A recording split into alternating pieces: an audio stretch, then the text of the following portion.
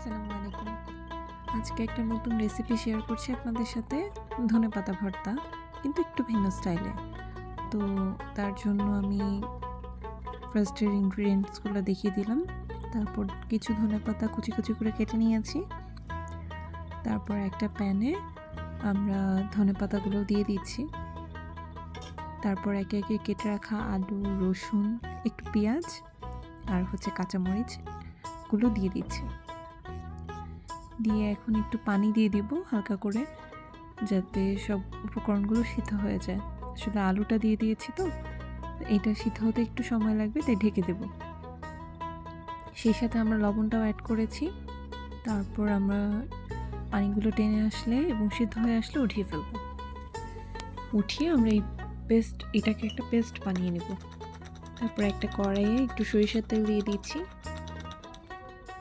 তারপর একটু পেঁয়াজ এবং কিছু রসুন, 3-4 কোয়া রসুনের মতো দিয়ে দিয়েছি। এখন এগুলো একটু সফট হয়ে আসা পর্যন্ত অপেক্ষা করব।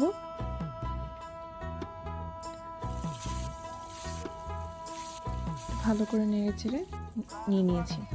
এরপর একটা শুকনো মরিচ দিয়ে দিয়েছি। একটা না, বেশ কয়েকটাই দিয়েছি, 3-4টা, যারা যেরকম ঝাল পছন্দ করেন সেভাবে অ্যাড করবেন।